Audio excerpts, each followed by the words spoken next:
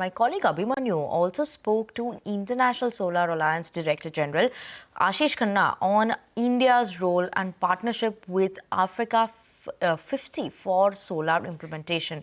Listen in to this conversation. We have set up a global solar facility out of Gift City in India, where through the Africa Solar Facility, we competitively selected Africa 50, which is co-owned by 33 governments and hence is very credible face of Africa, to be the fund manager. Two, we are having a lot of nimbleness in looking at individual countries in Africa. What are the blended finance and risk mitigation instruments that they need?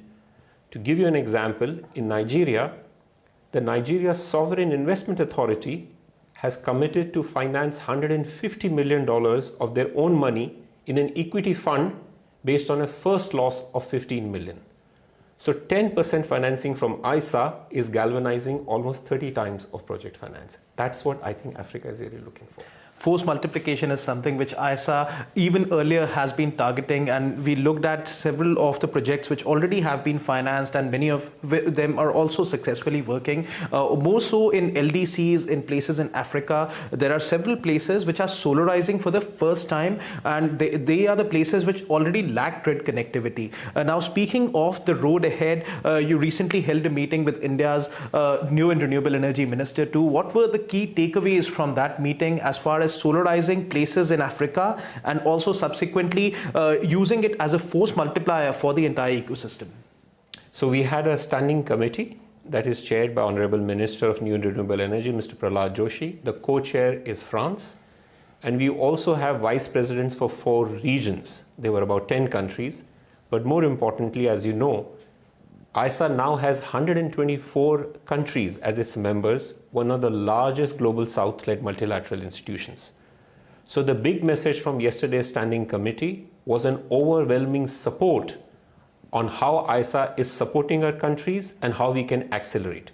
We will do so through 4 pillars that were part of our strategy. The first is, as I discussed about Africa 200 million facility, how can we be catalyst for bringing in a lot more private sector investment, multiplier? Second, a lot of these countries need our help and also India's ability to bring a lot of capacity, because these countries don't have capacity. We have 16 centers of excellence in 16 countries that are now being connected with the digital expertise of India through a global capability center. Third, we will set up some regional platforms, because our ability as convener is to set platforms. We are bringing small island states together as a platform. We are bringing One Sun, One World, One Grid, the Prime Minister Modi talks about, as another platform. And then we are selectively looking at 3-4 countries in each continent to develop a detailed 5-year strategy on how to implement solar.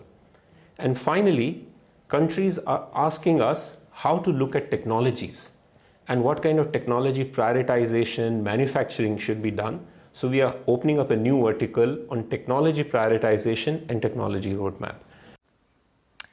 On that note, we're going to actually slip into a very short break. Don't go anywhere. After the break, we'll come back with more news and updates.